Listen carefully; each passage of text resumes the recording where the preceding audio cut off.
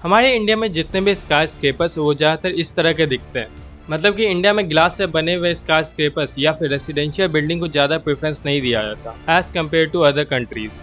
और ये ऐसा क्यों है और भला क्यों इंडिया में ही ग्लास से बने हुए ज़्यादा बिल्डिंग्स हमें देखने के लिए नहीं मिलते। इस वीडियो में मैं आपको इसी के बारे में बताने वाला हूँ, तो वीडियो को लास्ट तक जरूर देखें। लेकिन उससे पहले मेरा एक सवाल है, पूरी दुनिया में कौन से कंट्री के पास सबसे ज़्यादा नंबर ऑफ स्काई स्क्रेपर्स है?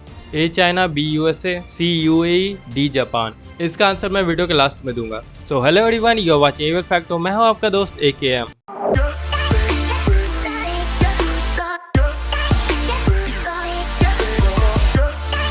अब ऐसा नहीं कि इंडिया में ग्लास के बिल्डिंग बनते ही नहीं, बनते हैं लेकिन बहुत ही ज़्यादा कम बनते हैं, और जो भी बनते हैं वो कोई स्पेसिफिक इलाके में ही बनते हैं। और ये ऐसा होने के पीछे का सबसे बड़ा जो कारण है वो है बेसिकली क्लाइमेट। जैसा कि आप जानते हैं कि ज्योग्राफिकली इंडिया जो है इक्वेटर के ऊपर आता है, जिसके वजह से ट्रॉपिक ऑफ कैंसर जो है इंडिया के बीचों बीच से गुजरता है, जिसके वजह से साल भर ओवरऑल हम लोग के कंट्री का जो टेम्परेचर होता है वो बेसिकली गर्म होता है। और जैसा कि हम लोगों ने साइंस में पढ़ा है कि ग्लास एक ऐसा मटेरियल है जो कि हीट को एंटर तो होने देता है लेकिन उसको बाहर नहीं निकलने देता है, जिसके वजह से हीट जो है ना वो अंदर ही ट्रैप होकर रह जाता है। इस वजह से बिल्डिंग का जो इंटरनल टेम्परेचर होता है वो बहुत ही ज़्यादा बढ़ने लगता है। और अगर कोई भी ग्लास बिल्डिंग बनाता है तो उसमें AC जो होता है ना बहुत ही ज़्यादा कंपलसरी बन जाता है। और AC जो है सिर्फ कंफर्ट के समय ही जरूरत नहीं पड़ता, अगर कोई नॉर्मल काम भी कर रहा है ना तो उस समय भी AC को ऑन रखना जरूरी हो जाता है, जिसके वजह से इस तरह की जो बिल्डिंगें होती है वो बहुत ही ज़्यादा इलेक्ट्रिसिटी कंज्यूम करती है। और यही हमें दूसरे पॉइंट की तरफ लेके चल जाता है, जो कि है कॉस्ट। जैसा कि थोड़ी देर पहले मैंने कहा था कि ये जो ग्लासेस होती है बहुत ही ज़्यादा हीट ट्रैप करती है, तो इस प्रॉब्लम को देखते हुए मार्केट में अब ऐसे भी हाईटेक ग्लासेस आने लगे हैं जो कि बेसिकली हीट को ट्रैप होने नहीं देते और बहुत ही बढ़िया सन प्रोटेक्शन प्रदान करते हैं। लेकिन इसके वजह से ग्लास का बिल्डिंग बनाना बहुत ही ज़्यादा महंगा हो जाता है इंडिया की तुलना में।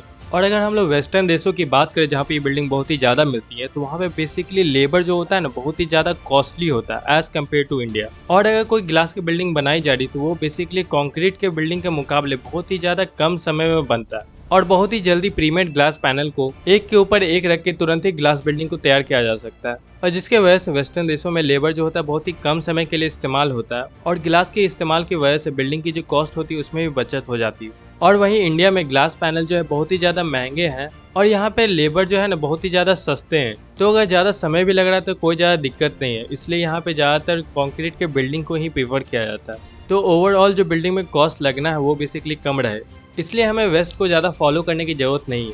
लेकिन इससे भी बड़ा एक और फैक्टर है जिसके वजह से ग्लास के बिल्डिंग को ज़्यादा प्रेफरेंस इंडिया में नहीं दिया जाता है, और वो है मेंटेनेंस। और इंडिया में बेसिकली जो भी स्काई स्क्रेपर्स या फिर जो भी टॉल बिल्डिंग बनती है वो बेसिकली रेसिडेंशियल बिल्डिंग होती है, और इस जगह पे मेंटेनेंस बहुत ही बड़ा फैक्टर बनती है, क्योंकि ऐसे जगह पे एक लिमिट सेट होती है कि एक पर्सन बेसिकली कितना मंथली पेमेंट करेगा मेंटेनेंस के लिए, और इसे आप ज़्यादा एक्सटेंड नहीं कर सकते।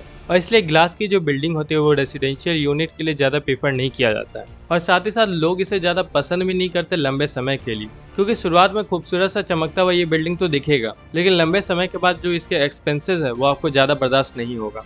लेकिन उसी जगह कमर्शियल बिल्डिंग जो होती है वहाँ पे जो ग्लास बिल्डिंग की जो मेंटेनेंस होती है, जैसे कि गिलास को लगातार साफ करना या फिर कोई हैवी डैमेज ग्लास को हो गया है तो उसको रिप्लेस करना, और इलेक्ट्रिक बिल कॉर्पोरेट इसे बहुत ही आसानी से पे कर देती है और इसमें कोई भी दिक्कत नहीं आता है। और इन्हीं कारणों की वजह से रेसिडेंशियल बिल्डिंग को ज़्यादा प्रेफरेंस ग्लास बिल्डिंग के लिए नहीं दिया जाता है। और ये प्रॉब्लम सिर्फ इंडिया में ही नहीं है, अगर आप ब्राज़ील, मैक्सिको और हांगकांग का भी स्काई स्क्रेपर्स को देखेंगे तो वहाँ पे भी ग्लास के बिल्डिंग को ज़्यादा प्रेफरेंस नहीं दिया जाता as compared to western countries. लेकिन आप लोगों के मन में एक सवाल आ रहा होगा कि दुबई तो हम लोग से भी ज़्यादा गर्म कंट्री है, फिर वहाँ पे इतने सारे ग्लास के स्काई स्क्रेपर्स क्यों हैं? देखो बेसिकली पैसा ज़्यादा होने के कारण वहाँ पे डेवलपमेंट के चक्कर में बहुत ही जल्दी बहुत सारे ग्लास के स्काई स्क्रेपर्स बना दिए गए, लेकिन धीरे धीरे उन्हें भी पता चला कि ग्लास के स्काई स्क्रेपर्स बनाना ज़्यादा बेहतर आइडिया नहीं था। और इसलिए आप देखे होंगे कि जितने भी अभी हाल फिलहाल में दुबई में बिल्डिंग बन रही हैं उनमें ग्लास का इस्तेमाल बहुत ही ज़्यादा कम हो रहा है। कोई बात नहीं, देर आए दुरुस्त आए। अब बहुत सारे लोग जो कंप्लेन करते हैं कि हम लोग के देश में यूरोप और USA की तरह बहुत ही बड़े बड़े ग्लास के स्काई स्क्रेपर्स क्यों नहीं है, तो उन लोगों को मैं बता दूं कि हर समय वो चीज़ करने की ज़रूरत नहीं है जो वेस्टर्नर्स करते हैं। तो इस क्वेश्चन का सही आंसर बेसिकली ए है, चाइना। जी हाँ, चाइना में 150 मीटर से ऊंची बिल्डिंग का नंबर तकरीबन 2395 है, और इसके बाद USA और UAE आता है। तो आज के लिए बस इतना ही। वीडियो पसंद आया तो लाइक कीजिएगा और ज़्यादा पसंद आएगा तो शेयर भी कर दीजिएगा, और ऐसे इंटरेस्टिंग और अमेजिंग पाए जाने के लिए हमारे चैनल को सब्सक्राइब करना बिल्कुल मत भूलिएगा। तो मिलते हैं नेक्स्ट वीडियो में, तब तक के लिए बाय बाय, टेक केयर।